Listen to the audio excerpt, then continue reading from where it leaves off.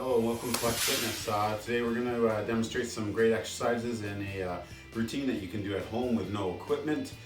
This is really going to help people with Parkinson's, Lewy body dementia, as well as some symptoms for MS, with mobility, strength, and agilities for some everyday activities that you do around the house or when you're out and about. So first one here, we're going to start with a warm-up. The one thing that I really want to stress throughout this workout is that you're challenging yourself, okay? So challenging yourself physically as well as cognitively. So that can vary for everyone depending on where you are within your progression. So we want to make sure that you're always pushing that envelope. I don't want you to push so far that you're going to get injured or that you're making yourself feel sick, but we want to get sweating, we want to get our heart rate up, and we also want to challenge ourselves cognitively while still enjoying it, okay? So we don't want to detract from the exercise component by challenging too much cognitively, but still doing that at the same time.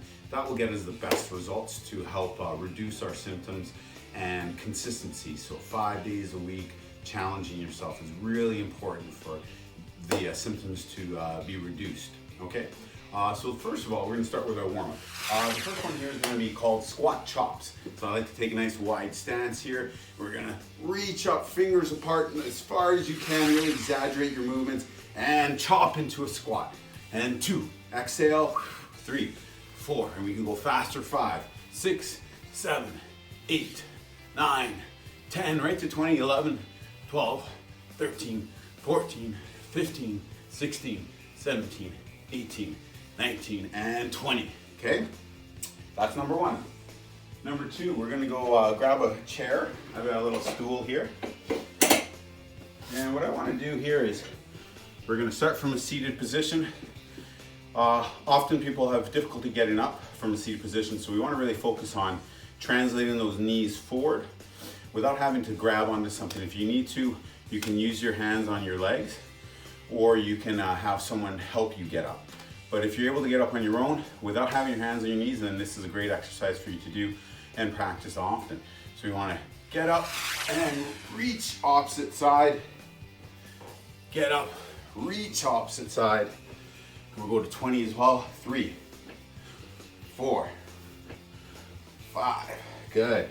Big reaches, opposite side. 6, 7, 8. Fingers apart. 9, 10, good. Big reach, 11, 12, good. 13, 14, 15, good. Keep going. 16, 17, almost there. 18, 19, last one, make it a big reach. Reach for that apple, pick that apple. Awesome. That was 20. Okay, that was number 2. Number 3, when you're walking, we really want to focus on reciprocal walking. So what that means is that when our left foot goes forward, we're going opposite arm forward. Okay, so we want to be walking like this instead of like this, okay? So that really helps with that coordination, as well as from your brain to your feet, telling you what to do and keeping that coordination down so that when you are in everyday life and you have an obstacle in front of you, that you're properly balanced, okay? And you're able to deal with that and adjust, okay? So if you don't have a big space, that's okay. What we can do is just step forward. 1, 2. But if you have a big space, 1, 2, 3, 4, turn around, 5, 6, 7, 8, 9. We're gonna go to 20, 10, 11, 12, 13, 14, 15, 16, 17, 18, 19, and 20. So as well, with this one, big movements, really exaggerate your movements, big steps, big arms, okay? Fingers apart. And you could tell I was counting out for your pleasure, but also it's good cognitively to count those out so you're challenging yourself as well, cognitively and not just physically, all right? So that was number 3. Number 4 is going to be high knees. So you can put your hands up here, fingers apart, and we're gonna go 1, 2, and again, count out loud. 3, 4, 5, 6. Make sure we're getting up nice and high. 10, we're gonna go to 30. 1, 2, 3, 14, 15, 16, nice and high, 17, 18, 19, 20, 21. You can see how high I'm getting. 23, 24, 25, 26, 27, 28, 29, and 30. Good. So it's really gonna get that stiffness that sometimes can be one of the symptoms in through those hip flexors. We really want to strengthen that and stretch it out and get it mobile, okay? So number 5 here for our warm-up is gonna be an adapted jumping jack. If you feel like you can do a jumping jack without being adapted, we're gonna out and back, that's 1. For the adapted one, we're just gonna, same motion, but we're gonna break it down to back to the center, out, back to the center. Okay, so same counting, that's 1, 2, 3, 4, 5, 6, 7, 8, 9, 10, 11, 12, 13, 14, 15, 16, 17, 18, 19, and 20.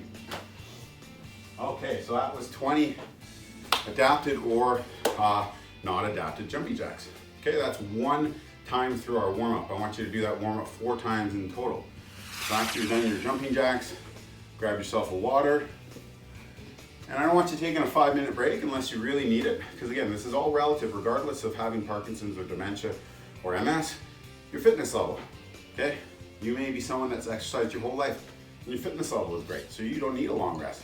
You may be someone that hasn't exercised in years, so you need a little longer rest, but I don't want you taking 5 minutes, so no more than 45 seconds, and we want to challenge ourselves, okay?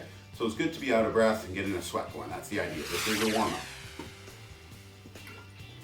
Okay, so for part B, what I want you to do is if you have a piece of tape that you can put on the floor, or if you have a towel, we have an imaginary line, okay? And so we're gonna do switch hops, okay? And we're gonna do 30 of them. They go very quickly. So we go 1, 2, over the line, 3, 4, 5, 6, 7, 8, 9, 10, 11, 12, 13, 14, 16, 17, 18, 19, 20, 21, 22, 23, 24, 25, 26, 28, 29, and 30. Okay, great. So that's gonna work our fast twitch, our agility, or mobility. Number 2 of part B here. So this is continuing. We're gonna be working on some mobility and some flexibility as well here. The next one here is gonna be boxing. So you probably heard boxing is very good, and it is. It's not the end all and be all, but it is still very good to work with. So with boxing, we're gonna get our hands in front of our face. We wanna relax those shoulders, and we're just gonna make sure that our feet are just outside hip width, and we don't wanna stand like this, like karate. Keep our hands here. We're gonna exhale, air punch. 3, 4, 5. With every punch, I want you to exhale. We're gonna go to 50, so I'm 25, give or take. 30. 40. 5, 6, 7, 8, 9, 50. Okay? So it's 25 punches per arm, so 50 in total. Okay, the next one here is one that's really gonna challenge, if you ever kind of on your hands, knees, and you're reaching for something on the ground, or you're bending over to reach for something, and you just don't feel flexible or strong enough and have that confidence with your balance. This is a great one here. So you can use a mat, or if you got carpet, something that's soft, because we're gonna be kneeling for a little bit. I'm gonna try and give you the best perspective here. That's probably good right there. Okay. So this one I'm gonna have you doing 10 per side. We'll do all one side and then switch over. On our hands and knees, I want you to reach under the bed all the way till your shoulder touches. Then open up, wave to your friend in the back, and then lunge forward and reach to the sky. Okay, that's 1. Reach, wave, lunge. Okay, so I want you to do all 10 on one side and then 10 on the other. Reach, wave, lunge, and reach again. Okay, so we'll do 10 and 10. So we're just gonna call that reach, wave, and lunge. Okay, when you see that, well, it's in the video here, so you'll be able to reference this as well, 10 per side. Okay, next one here I wanna do is a plank position, so it's a static position. And we're gonna stay here like this for 45 seconds. What we wanna focus on here is keeping our bum tight, and our tummy tight. You don't want to sag our hips. If your back is bothering you, you can lift your bum a little higher or go to your knees. But ideally, we're staying right here, pulling those elbows to your feet, engaging your core. And we're doing 45 seconds of that. Okay. How's everyone doing? We're trucking along here? Okay. So I've got 2 more exercises here. This next one that I want to do, I've got some hurdles here. Not everyone has hurdles, so we're just going to use imaginary hurdles. You can put the lines on the ground like we did with that switch hop for the first exercise. But what I want to do is stepping over, stepping over, stepping over, and stepping over. So let's do 5 one way. 1, 2, 3, 4, and 5. Okay? So we'll do 5 and 5. That's 1 set. I want you to do 5 sets of that. Okay? So you're going to end up doing 25 in total. Sorry, 50 in total, because you'll do 10 in total per set. So 5 sets of 10, side to side. And really focusing in on lifting those knees up high. This one's going to be a little different because we are going side to side, so it's going to challenge your balance in a different way, in a good way though. Last exercise that I'd like to do here is lunging out. Okay, so what I want you to think of is you're reaching for something that's far away, and you need to use your balance a little bit. Okay, so we want to imagine I'm reaching for something on my couch over here. Reach as far as I can, fingers apart, and back, and switch legs, and back. Okay, for that one there, I want you to do 15 of those in total. So one leg's going to get an extra rep. That's okay, because we're going to do this several times. Okay, so that's our last exercise of that part B. Part C, I want you to do just a cool down walk, whether you go outside or you have a treadmill or a bike at home, where you can just walk in spot for a few minutes till your heart rate slows down gradually. And that's a really important thing, as well as doing some stretching at the end, stretching our hip flexors, our calves, and then through the chest.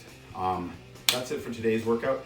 Make sure you tune in for next week. I want to touch on how to fall properly, like proper techniques, so that you can minimize injuries. We don't want broken wrists and broken arms, and reduce the chance of banging our head. If we get a couple bruises and bumps, it's better than broken bones.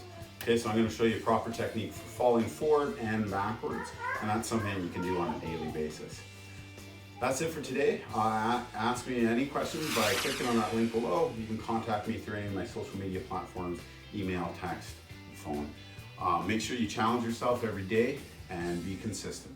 Have a great day.